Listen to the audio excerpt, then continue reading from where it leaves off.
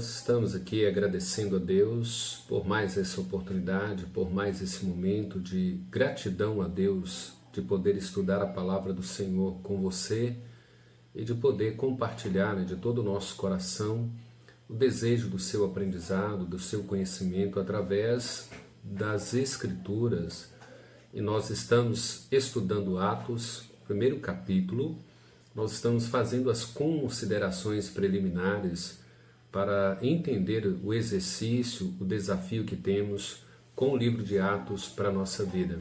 Nós temos um grande desafio no livro de Atos de que, pelo poder do Espírito Santo, nós, enquanto igreja, deveríamos estar nos questionando, enquanto família, enquanto cristão, se nós estamos obedientemente fazendo, não é, e ensinando aquilo que Cristo começou a fazer e a ensinar. Primeiro capítulo de Atos, escrevi primeiro livro, ó Teófilo, relatando todas as coisas que Jesus começou a fazer e a ensinar. Observe que esse é o grande desafio que nós temos para fazer com uma avaliação ou uma autoavaliação, se nós estamos dando continuidade a esse ensino, a essas coisas que Cristo começou a fazer. Vejam que essa expressão, o que Jesus começou a fazer e a ensinar, tem como implicação se nós temos a consciência de que nós precisamos dar continuidade à obra de Cristo, ao ministério de Cristo. Então vejam bem, o que Jesus começou a fazer, o que ele começou a ensinar. Nós, enquanto igreja, estamos conscientes de que nós precisamos dar continuidade a essas verdades, a esses ensinamentos. Seu corpo, a sua igreja, precisa dar continuidade ao progresso, à expansão do reino, à divulgação do evangelho, a viver uma vida cristã autêntica, genuína, no padrão de Cristo, com o princípio de Cristo. Nós recebemos a difícil tarefa de representar a pessoa de Cristo na terra, de sermos testemunhas vivas do Senhor Jesus.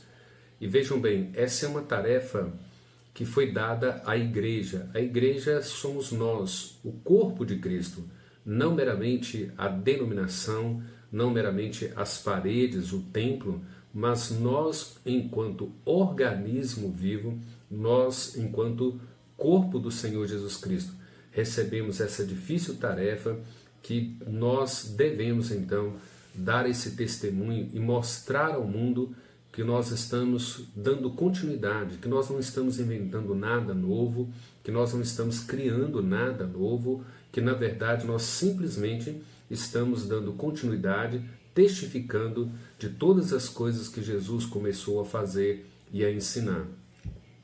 Quando nós analisamos o livro de Atos, nós vamos perceber que Atos ele faz o registro, né, das pessoas, dos homens e das mulheres que foram transformados por Cristo, que foram alcançados por Cristo e agora estão vivendo a vida de conformidade com esse Cristo que alcançou, com esse Cristo que os conquistou, com esse Cristo que resgatou cada um deles do império das trevas e transformou cada um deles em novas criaturas. Eles foram regenerados, eles agora são cidadãos dos céus aqui nessa terra para viver de conformidade com Cristo. E Atos está fazendo esse registro.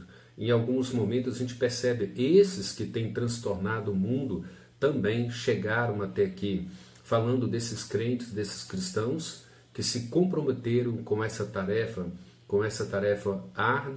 árdua, mas compensadora, né? Uma tarefa que nos traz alegria, que nos traz contentamento, e mais do que isso, essa é uma tarefa que nos dá a oportunidade de demonstrarmos a nossa gratidão ao Senhor Jesus, servindo, honrando, fazendo o que Ele fez e ensinando o que Ele ensinou.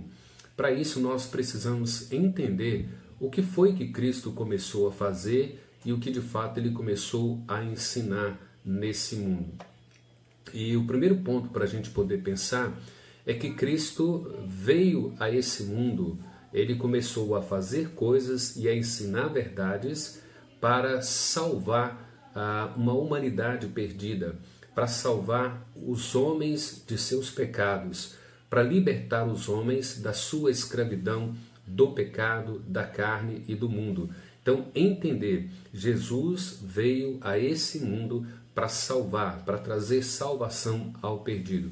Então vejam bem, quando João começa o seu evangelho, no primeiro capítulo, versículo 1 e versículo 14, ele nos dá a referência de quem é esse Jesus, demonstrando que esse Jesus é o próprio Deus que se fez carne.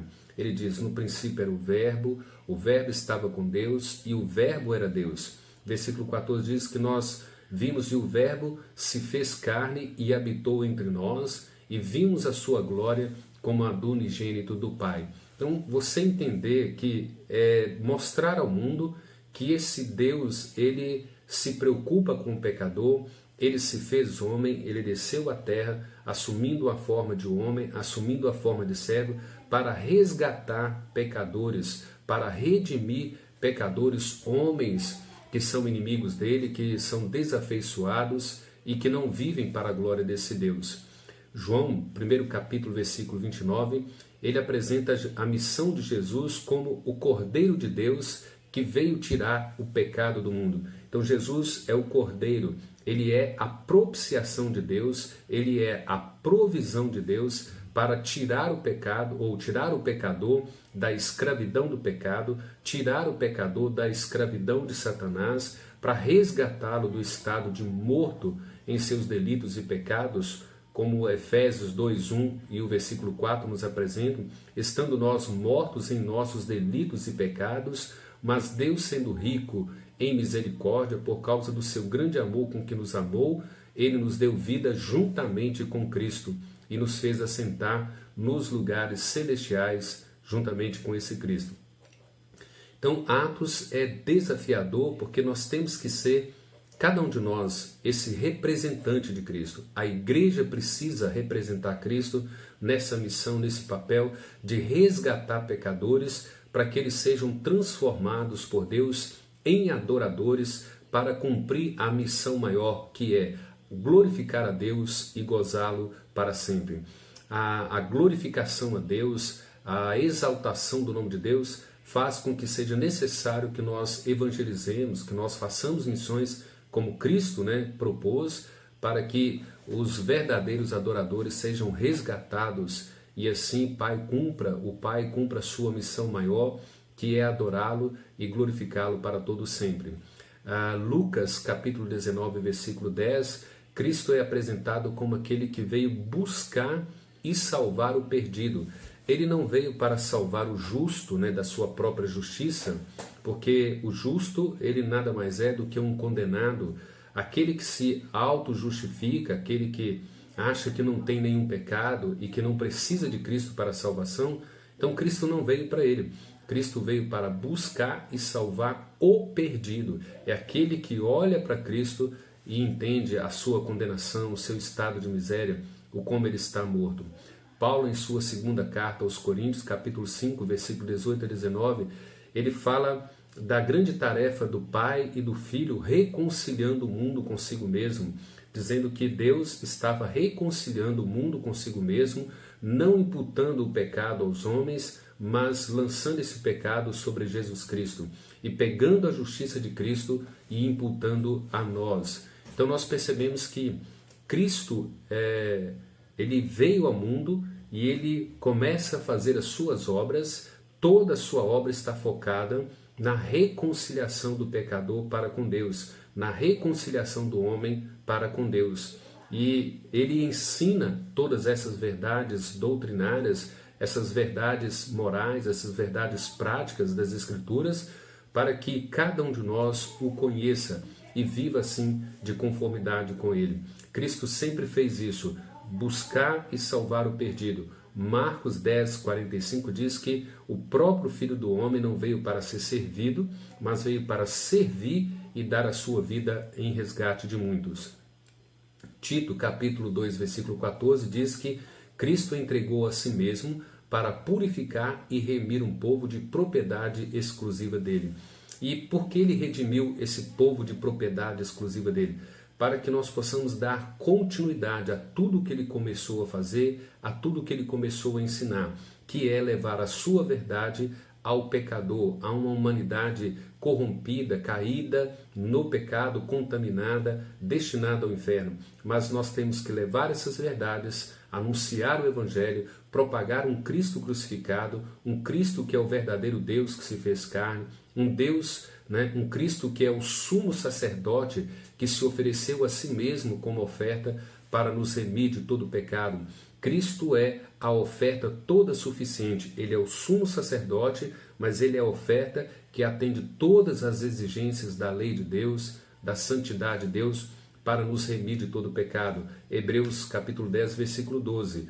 Então vejam bem, vocês percebem a grande tarefa que nós temos, o grande desafio que nós temos com o livro de Atos, a dar continuidade àquilo que Cristo começou a fazer e a ensinar. Esse é o grande desafio. E nós temos aqui no ensinamento de Atos que nós faremos isso pela obediência ao Espírito Santo, pela plenitude do Espírito Santo em nossas vidas, pela habitação do Espírito em nossas vidas, conforme Atos 1:8. E recebereis poder ao descer sobre vós o Espírito Santo, e sereis minhas testemunhas em Jerusalém, em toda Samaria e Judéia e até os confins da terra. O nosso desafio como igreja é muito grande. Então, eu enquanto cristão, você enquanto cristão, a minha família, a nossa igreja, como que nós estamos avaliando essa responsabilidade, essa grande tarefa de dar continuidade ao que Cristo começou a fazer e a ensinar? O que nós estamos fazendo enquanto cristãos? Como que nós estamos vivendo? Nós estamos em busca do perdido, nós estamos propagando o Evangelho, nós estamos levando um Cristo crucificado, um Cristo que ressuscitou, um Cristo que reconcilia o pecador com Deus, um Cristo que é a própria oferta para satisfazer as exigências do próprio Deus. O desafio está aqui. Nós estamos apenas começando o livro de Atos. Que Deus nos desperte, que Deus abra nossa mente, o nosso entendimento e que nós entendamos a grande responsabilidade, o grande desafio que nós temos como igreja de propagar o Evangelho, de dar continuidade à propagação do reino de Deus, do Evangelho de Deus, para que o nome de Deus seja glorificado. Então, que Deus assim nos abençoe. Deus abençoe a sua vida, Deus abençoe a sua família, a sua igreja, toda a liderança da sua igreja. Que Deus assim seja honrado com a nossa própria vida. Deus os abençoe. Até mais e um abraço a todos.